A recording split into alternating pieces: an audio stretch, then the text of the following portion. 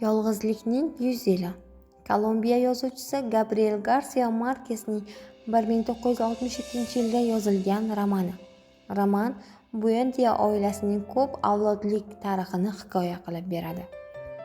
Asar jahon adabiyotidagi eng yuksak durdonalaridan biri sifatida shuhrat qozongan. Yolg'izlikning 100 yili romani sehrli realistik uslubi va mazmuni jihatidan 1963-yil 1970-yillardagi Latin Amerikasi adabiy shon-shuhratining muhim vakillik romani bo'ldi. Bu romanga moderniziya, Yevropa va Shimoliy Amerika va Kuba uslubiy ta'sir ko'rsatgan. Roman ilk marta 1967-yil may oyida Buenos Airesda Sudamericano tahririyati tomonidan nashr etilgan. U 47 tilga tarjima qilingan va 50 million nusxadan ortiq sotilgan.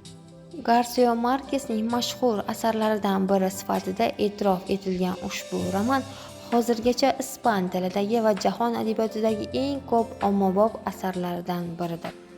Yolg'izlikning 100 yilida asosiy mavzu Makondoda tarixning muqarrar takrorlanishidir.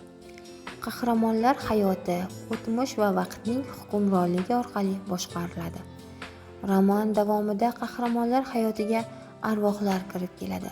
Arvohlar o'tmishning timsoli va uning makondaliklar uchun hayratlanarli tabiiy hisoblanishadi.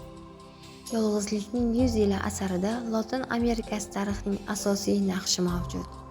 Aytishlaricha, bu roman Latin Amerikasi madaniyatining o'zini anglash uchun yaratgan qator asarlardan biridir.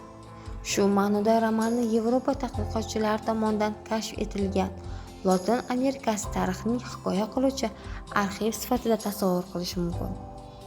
Arxiv Latin Amerikasi tarixining asosi bo'lgan adabiyotning ramzi, shuningdek dekodlash vositasidir. Muayyan tarixiy voqealar va personajlardan foydalanish Yolg'izlikning 100 yili romanini sehrli realizmning namunali asariga aylantirdi. Unda roman qiziqarli voqeani aytib berishi bilan birga asrlar davomidagi rivojlanishning sabab va oqibatlarini yuzaga olib chiqadi. Roman voqealigiga ko'ra fantastik muhitda fantastik hikoyani taqdim etadi. G'ayrioddiy voqealar va qahramonlar uydirma sifatida tanlangan. Biroq Garcia Marquezning romandagi maqsadiga ko'ra u haqiqiy tarixni tushuntiradi. Garcia Marquez o'zining fantastik hikoyasidan haqiqatning ifodasi sifatida foydalanadi. Yolg'izlikning 100 yilida afsona va tarix bir-biriga mos keladi. Romandagi takrorlanadigan mavzu Buendia oilasining qarindosh urug'larga moyilligidir.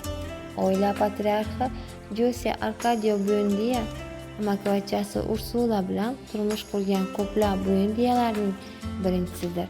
Qolaversa, roman davomida oilada cho'chqa-dumli dahshatli bola tug'ilishi ko'rinishidagi nomunosibliklarning mavjudligi, qarindosh urug'lar o'rtasida tez-tez sodir bo'layotgan nikoh va uning oqibatlari haqida Buendialar oilasi misolida bayon qilingan.